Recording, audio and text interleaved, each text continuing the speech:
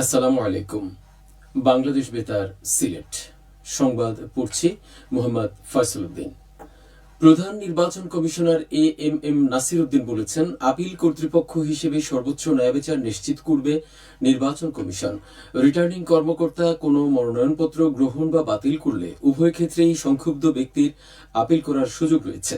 তিনি গতকাল রাজধানীর আগারগাঁওয়ে নির্বাচন কমিশন ভবনে আপিল দায়ের কেন্দ্র পরিদর্শনকালে সাংবাদিকদের এক প্রশ্নের জবাবে এই কথা বলেন। এদিকে মনোনয়নপত্র গ্রহণ ও বাতিল আদেশের বিরুদ্ধে আজ পঞ্চম ও শেষ দিনের মতো নির্বাচন কমিশনে আপিল গ্রহণ করা হবে। এ পর্যন্ত নির্বাচন কমিশনে 295টি আপিল দায়ের করা হয়েছে। রিটার্নিং কর্মকর্তার আদেশে সংক্ষুব্ধ কোনো প্রার্থী বা ব্যাংক বা আর্থিক প্রতিষ্ঠান কিংবা সরকারি সেবাদানকারী প্রতিষ্ঠান আজ বিকেল 5টার মধ্যে নির্বাচন কমিশন বরাবর আপিল করতে পারবেন। আপিল নিষ্পত্তি হবে 10 থেকে 18 জানুয়ারি পর্যন্ত। প্রার্থিতা প্রত্যাহারের শেষ তারিখ 20 জানুয়ারি। রিটার্নিং কর্মকর্তা চূড়ান্ত প্রার্থী তালিকা প্রকাশ করে প্রতীক বরাদ্দ করবেন 21 জানুয়ারি। নির্বাচন প্রচারণা শুরু হবে 22 জানুয়ারি। প্রচারণা চালানো যাবে 10 ফেব্রুয়ারি সকাল 7:30 পর্যন্ত, আর ভোট গ্রহণ অনুষ্ঠিত হবে 12 ফেব্রুয়ারি। এদিকে ত্রয়োদশ জাতীয় সংসদ নির্বাচন ও গণভোটে ভোট দিতে পোস্টাল বিডিএপে নিবন্ধন করেছেন সিলেট বিভাগের 4 জেলার 1 লাখেরও বেশি প্রবাসী বাংলাদেশি। উপজেলা পর্যায়ে সরকারি কর্মকর্তাদের সঙ্গে মতবিনিময় সভা অনুষ্ঠিত হয়েছে গতকাল মৌলভীবাজারের কমলগঞ্জ উপজেলা সভাকক্ষে। এতে অতিথি ছিলেন জেলা প্রশাসক মোহাম্মদ তৌহিদুজ্জামান পাভেল। এ সময় তিনি বলেন, ত্রয়োদশ জাতীয় সংসদ নির্বাচন ও গণভোট দুটি অত্যন্ত গুরুত্বপূর্ণ। ভোটাররা যাতে নির্বিঘ্নে স্বতঃস্ফূর্তভাবে ভোটদানে এগিয়ে আসেন তা নিশ্চিত করতে নিজেদের অবস্থান থেকে প্রচারপত্র বিতরণ সহ ব্যাপক প্রচার কার্যক্রম চালাতে হবে। এছাড়া তিনি নির্বাচনে নিজেদের উপর অর্পিত দায়িত্ব সততা ও নিষ্ঠার সাথে পালন সহ সরকারি কর্মকর্তা ও আইন শৃঙ্খলা রক্ষাকারী বাহিনীর প্রতি বিভিন্ন দিক নির্দেশনা প্রদান করেন।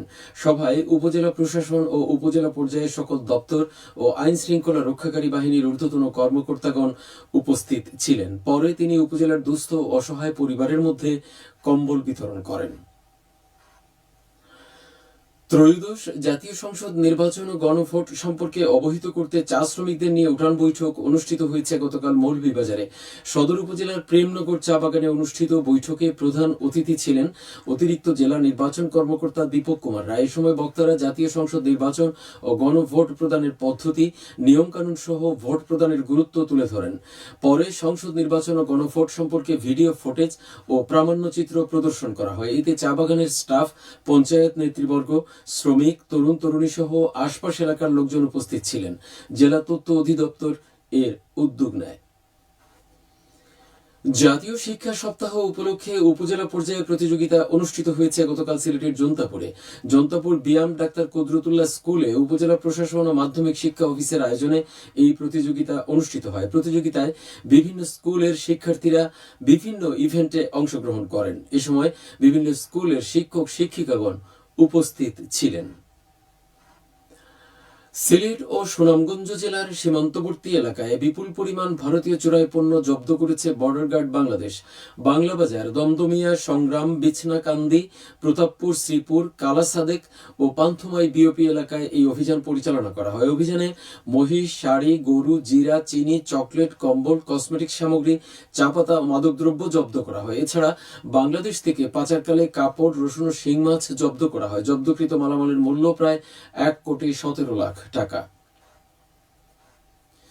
মাঝারি শৈত্য প্রবাহ চলছে মৌলভীবাজার জুড়ে। বেড়েছে শীতের তীব্রতা, ঘন কুয়াশা ও কনকনে ঠান্ডা, বিপর্যস্তময় জীবন।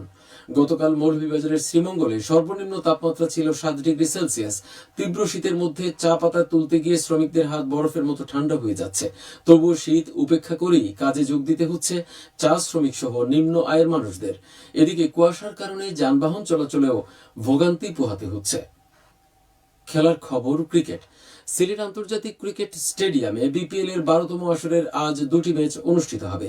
দিনের প্রথম খেলায় দুপুর 2টায় রাজশাহী ওয়ারিয়র্স খেলবে চট্টগ্রাম রয়্যালসের বিরুদ্ধে। দিনের দ্বিতীয় খেলায় সন্ধ্যে 7টায় রংপুর রাইডার্স খেলবে নোয়াখালী এক্সপ্রেসের বিরুদ্ধে। গতকাল দিনের প্রথম খেলায় রাজশাহী ওয়ারিয়র্স নোয়াখালী এক্সপ্রেসকে 4 উইকেটে এবং দ্বিতীয় খেলায় সিলেট টাইটান্স 20 রানে ঢাকা ক্যাপিটালসকে পরাজিত করে লাভ করেছে জয়ের মালা। সবশেষে আবহাওয়া। রাত 1টা পর্যন্ত পূর্বাভাসে বলা হয়েছে সিলেট সহ পার্শ্ববর্তী এলাকায় আজ কোনো সতর্কবাণী নেই এবং কোনো সংকেতও দেখাতে হবে না। আজ সিলেটে সূর্যোদয় হয়েছে 6টা 40 মিনিটে এবং অস্ত যাবে 5টা 20 মিনিটে। সংবাদ শেষ হলো। আমাদের পরবর্তী স্থানীয় সংবাদ প্রচারিত হবে বিকেল 4:30টায়। শোনার আমন্ত্রণ রইল।